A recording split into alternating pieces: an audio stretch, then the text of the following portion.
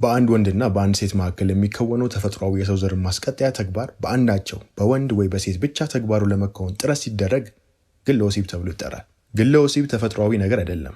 በዚህም ምክንያት ተደጋግሞ በአንዳቸው የተከወነ ከሆነ በአካላዊ በመንፈሳዊና በስነ አእምሮ ውቅር ላይ ጉዳት ያስከትላል። አብዛኛው ወጣት በግለ ወሲብ የተጎዳ ነው። እኔ እንኳን በውስጥ መስመር እንዴት ነው ከዚህ ሱስ መላቀቅ የምችለው የሚሉ ብዙ ጥያቄዎች ነው የሚደርሱኝ። ታዲያ አንድ ወንድ ወይም አንድ ሴት ለምን ይህንን ድርጊት ያደርጋሉ? ከጀርባው ምንድን ነው ያለው? በስነ አእምሮ በመንፈሳዊና በአካል ላይ ጉዳት ይኖረው ይሆን ብለን ብዙ ነጥቦችን እናነሳለን። በመጨረሻም እንዴት ከዚህ ሱስ መላቀቅ እንደምትችሉ ትመለከታላችሁ። ለችግራችሁ መፍትሄ የምታገኙት እያንዳንዱን የማወራውን ነገር በጥልቀት መመልከት ስትችሉና ሙሉን ቪዲዮ አይታችሁ ስትጨርሱ ነው። እንድትዝናኑም አይደለም ይህንን ቪዲዮ እየሰራሁኝ የምገኘው። ማስታወሻና መጻፊያችሁን ይዛችሁ የማወራውን ነገር ተከታተሉኝ። ወንድ ግለ ወሲብ ሲፈጽም ሴጋ የሚል የዘመኑ መጠሪያ አለው። ሴቷ ግለ ወሲብ ስትፈጽምስ ወጋም በለው ወይስ ወንጋ? ስያሜው ለእናንተ ትቼዋለሁ። እሺ አሁን ሰው ለምን ሴጋ እንደሚመታ እንመልከት። ትገምታላችሁ?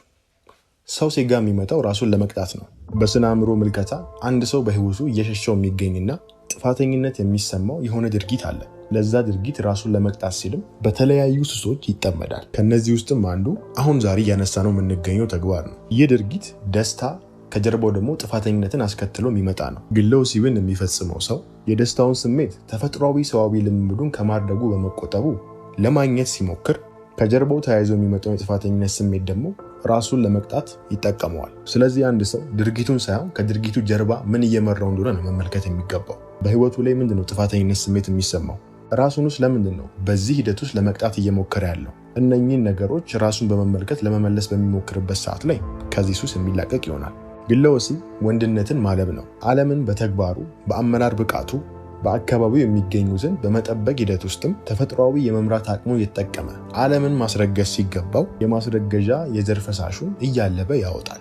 አንድ ወንድ በዚህ ተግባሩ ሲጠመድ በከባቢው ወንድነቱን የሚጠራ ነገር አላገኘም። ወንድነቱ ቀጭጯል ወይ ታፍኗል ወይም እንዲገለገልበት ቦታ አላገኘም። ምሳሌ ጦር ሜዳ የሰፈረ አርበኛ ለሴጋ ቦታ የለውም። ወንድነቱን የሚያስፈልግበት ከባቢው ስለሚገኝ ቀኑን ሙሉ ቲክቶክ እየተመለከት ከሆነ የምትውለው ኃይልህን የሚሸጋገርበት ቦታ አይኖርህም። በዚህም ምክንያት ወንድነትን የሚጠራ ተግባር ስለሌለክ ወንድነትን እያለብከው ታውጣለህ። የወንድ የዘር ፈሳሽ ነባዘር የሚል መጠሪያ እንስጠው። ነባዘር መነሻ ቃሉ ነሐረ ዘር ከሚለው የግዕዝ መጠሪያ ነው። እሱም የዘር ፈሳሽ ማለት ነው። ይህ ለፍጥረት ግማሹን የዘረመል መረጃ 23 ክሮሞዞምስ የያዘ ነው። ቀሪው 23 ደግሞ በሴቷ እንቁላል ውስጥ የሚገኝ ነው። የሁለቱ ጣምራ ነው ፍጥረትን ወደ ሶስተኛው ልኬት አካል ለብሶ እንዲገለጥ የሚያደርገው። የወንዴ ፈሳሽ ዘር ወይም ደግሞ ነባዘር የሴቷን እንቁላሎች ተገናኝቶ ዘር ለማስቀጠል መዋል ከነበረበት ጉልበትና ኃይል ያላግባብ እየባከነ ከሆነ ሴጋ የወንድን አካላዊ ጉልበት ያሟጥጣል። የማይታዩ መንፈሳዊ አካላት የሴቷን ቦታ እንዲተኩ በር ይከፍታል። በጥንድ መፈጸም የነበረበት ተግባር በግሉ እያደረገ በመሆኑም ለአጋሩ ለሱ የምትሆን ሴት ብቁ እንዳልሆነ በማሰብ የስነ አእምሮ ጉዳት እንዲያስከትልም ያደርጋል። ኃይል ሊፈጠርም ሊጠፋም አይችልም። ከአንዱ ወደ አንዱ ግን ይዘዋወራል። በሰውነት ላይ የሚገኝ ኃይል የመፍጠር አቅም በአንዱ ወይ በሌላ መንገድ መገለጡና መውጣቱ የማይቀር ነው። ታዲያ አንድ ሰው ግለ ወሲብን በሚፈጽምበት ሰዓት ላይ የመፍጠር ኃይሉንና ሰውን ለመፍጠር የሚያገለግለውን ግማሹን የዘረመል መረጃ የሚያወጣው ይህ ነገር ሲደጋገም አካል ኃይሉን እየጨመቀ ወደ አንድ ቦታ እያሸጋገረ ይገኛልና ሕዋሳትን ለማደስ ሆነ ምግብን ለመፍጨት ሆነ በሽታን ለመከላከል ይውሉ የነበሩ ኃይሎች ሙሉ ለሙሉ እየተመጠጡ በግለ ወሲብ ድርጊት አማካኝነት ወደ አንድ ቦታ ይፈሳሉ። በዚህን ወቅት አካላዊ መጎዳት ይፈጠራል። በመንፈሳዊ አንድምታ ከተመለከትነው ደግሞ ሌላ ራሱን የቻለ ጣጣም አለው። የማይታዩ መንፈሳዊ አካላት የሴቷን ቦታ ነው መተካት የሚጀምሩት። ሰው ስጋ ብቻ አይደለም፣ ስጋና መንፈስም ነው።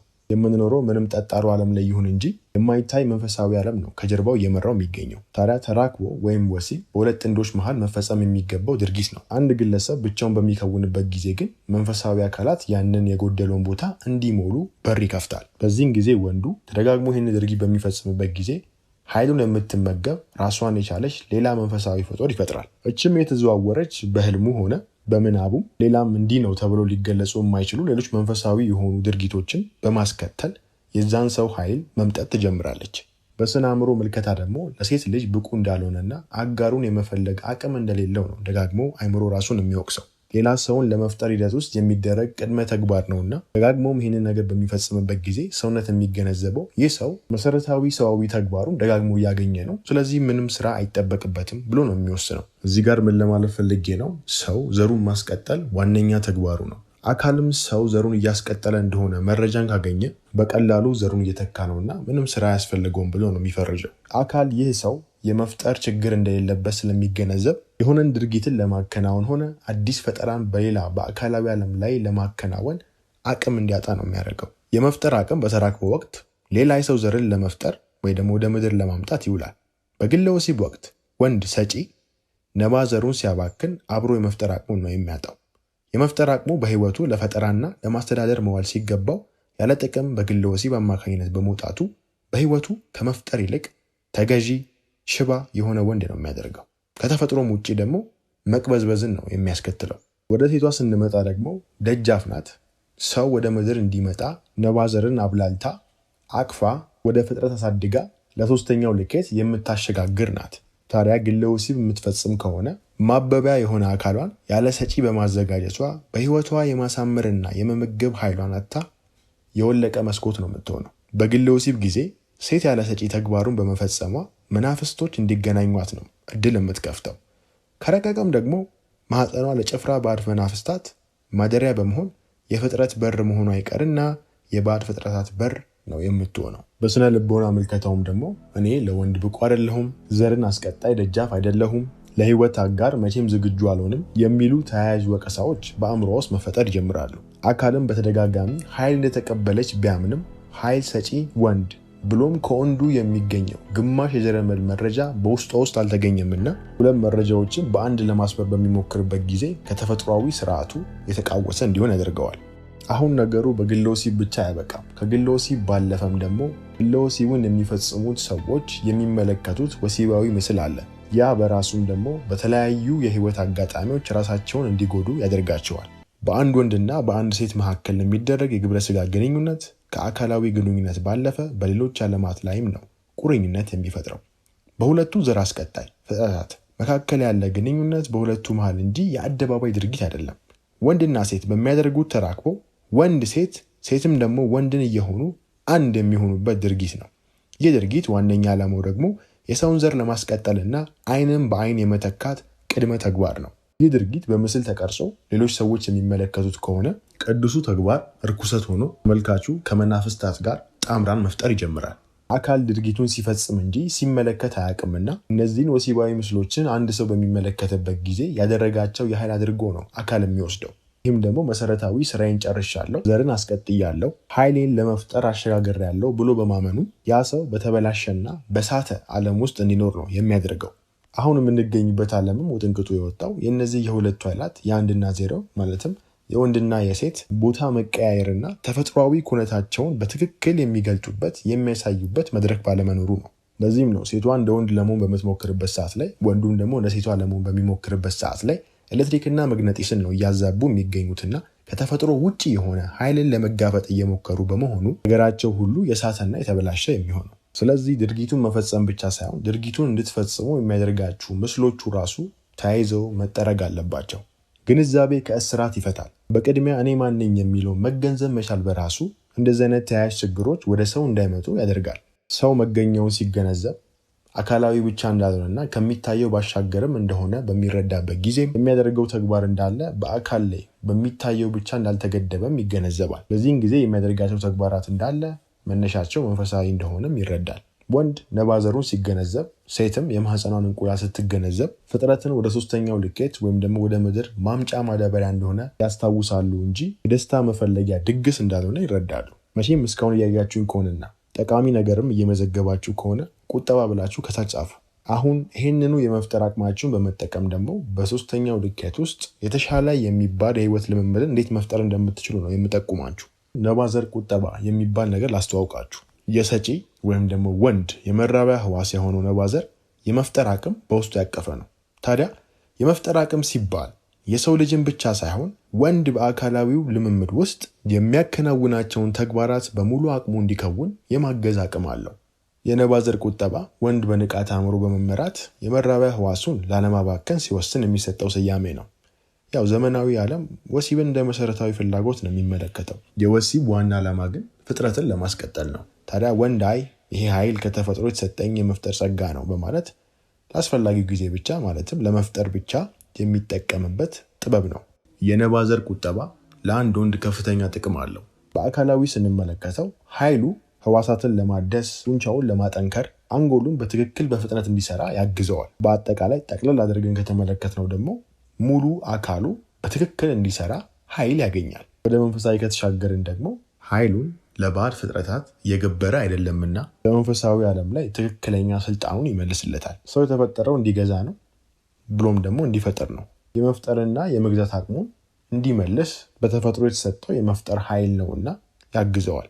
በስነ አእምሮም ደግሞ ለትክክለኛ እሱነቱ እየኖረ እንደሆነ ውስጥ አእምሮ ክብረ ወሰኖችን እየመዘገበ በማለፍ ደፋር፣ በራሱ የሚተማመንና የጸና እንዲሆን ያደርገዋል። የነባዘር ቁጠባ ሲነሳ አንድ ላይ ተያይዞ መነሳት ያለበት ከፍተኛ የስበት ህግን ያ ሰው መፍጠር መጀመሩን ነው። በሌሎች ሰዎች በተፈጥሮ ብሎም ደግሞ በማይታየው ዓለም ላይ ለመገለጥ እድል ያላቸው ነገሮች ሁሉ በሱ መሳብ ይጀምራሉ። ይህንን የተረዱ የጥንት ማህበረሰባት ለዚህ ነው የነባዘራቸውን በመቆጠብ ለአዲስ ፈጠራ፣ ከተማን በትክክል ለማስተዳደር፣ ጦርነት ላይም ደግሞ ሙሉ ትኩረታቸውን በማድረግ ኃይላቸውን ለመገልገል ሲጠቀሙበት የነበረው። ሌላው ተያይዞ የሚነሳው አካል መሰረታዊ ተግባሩን እያደረገ አይደለም። ማለትም ነባዘር አንድ ሰው በሚቆጥብበት ጊዜ ዘሩን እያስቀጠለ እንዳልሆነ አካል መገንዘብና መመልከት ይጀምራል። በዚህን ወቅት ተቃራኒ ጾታን መሳብ አቅቶታል፣ አጋሩን መፈለግ አቅቶታል በሚል ሰበብ ተቃራኒ ጾታን እንዲስብ የሚያገለግሉ ድምፁን ማጎርነር ሊሆን ይችላል፣ የቆዳ ጥራት ሊሆን ይችላል፣ ፈርጣማ ጡንቻዎች ሊሆኑ ይችላሉ። አጋርን በፍቅር ለመሳብ የሚያገለግሉትን ነገሮች በሙሉ ሰውነት ለተራክቦ ያንን ሰው ያዘጋጀዋል። በዚህን ወቅት ነው ጠረኑ የዛ ሰው በመቀየሩም አነጋገሩ፣ አካሄዱ፣ ለነገሮች የሚሰጠው ትኩረትን በመቀየር በዛኛው ጥግ የምትገኘው የዘሩ ተቀባይ ደግሞ ይህ ሰው ለልጆቼ አባት መሆን ይችላል፣ ይህ ሰው ለመፍጠር ዝግጁ ነው የሚል ምልክቶችን ከሰውነቱ ላይ በማንበብ በዛ ወንድ መሳብ የምትጀምረው።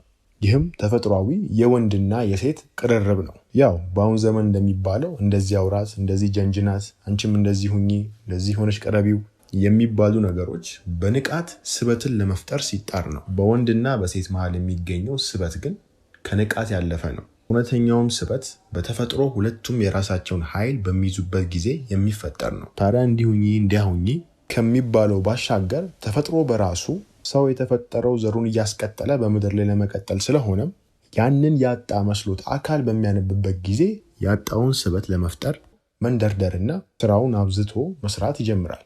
በዚህን ወቅት ነው ትክክለኛ ቅርርብ የሚፈጠረው። ወንዱም ለመፍጠር ዝግጁ ነው፣ ሴቷም ደግሞ የመፍጠር ኃይልን ተቀብላ ወደ ምድር ፍጡርን ለማምጣት ዝግጁ የምትሆነው። የነባዘር ቁጠባ ከተራክቦ መራቅ ብቻ ማለት አይደለም።